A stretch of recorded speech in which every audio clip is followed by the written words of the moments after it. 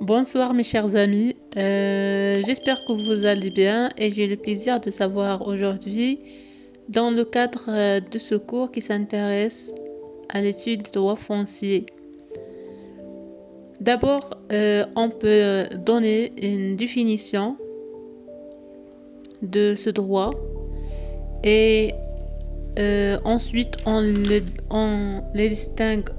on distingue entre droit foncier et droit immobilier et droit foncier et droit des biens.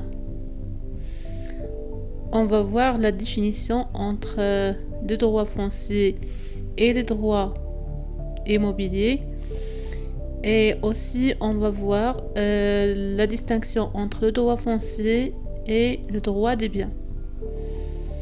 Alors on commence. Bon, quelle est la définition de droit foncier? Le régime foncier peut être défini comme étant le rapport qui existe entre les individus ou des groupes relativement aux terres. Donc c'est le régime juridique qui définit les relations d'appartenance d'une terre et ses ressources par rapport à un individu ou un groupe.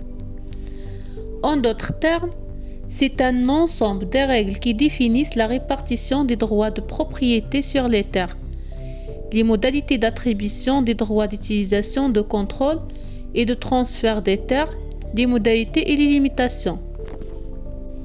On peut dire que le régime foncier détermine qui peut utiliser quelles ressources, pendant combien de temps et dans quelles conditions.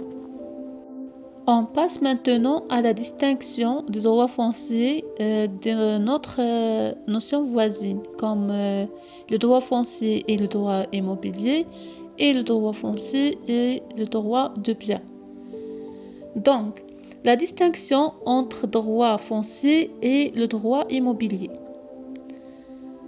Le droit immobilier regroupe l'ensemble des textes juridiques du droit public comme du droit privé, concernant les immeubles par opposition aux meubles. Il s'agit d'une partie du droit des biens et concerne aussi bien des immeubles privés que le droit du patrimoine des personnes publiques. Son champ est large puisqu'il concerne le droit de la construction, le droit de l'urbanisme, le droit des servitudes, le droit de la copropriété, le droit applicable à certaines professions spécialisées comme les agents immobiliers, les notaires, les architectures, etc. Pour ce qui est du droit foncier et du droit des biens, le droit des biens englobe non seulement l'ensemble des règles juridiques régissant les biens immeubles, qu'ils que soient bâtis ou non, et les biens meubles dans leurs différentes classifications. En termes juridiques, un bien immeuble est un bien non susceptible d'être déplacé.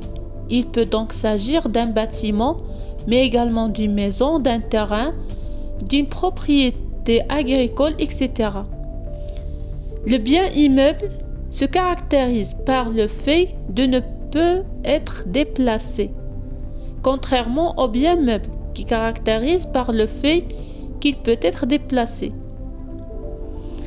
Il y a des biens meubles corporels et des biens meubles incorporels. Exemple des biens meubles incorporels, comme une somme d'argent ou les parts d'une société. Ce sont des biens incorporels.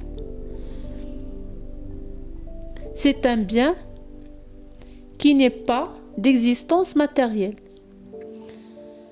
Mais les biens corporels comme les chaises, les véhicules, les bureaux, etc. À la fin de cette vidéo. La prochaine vidéo, Inch'Allah, on va voir les principaux intervenants dans la mise en œuvre des droits fonciers marocains, comme l'Agence nationale de la conservation foncière, du cadastre et de la cartographie, et on a vu aussi l'organigramme de cette agence. Bon courage et bonne continuation. Et si vous aimez la vidéo, n'oubliez pas de s'abonner sur ma chaîne. Au revoir.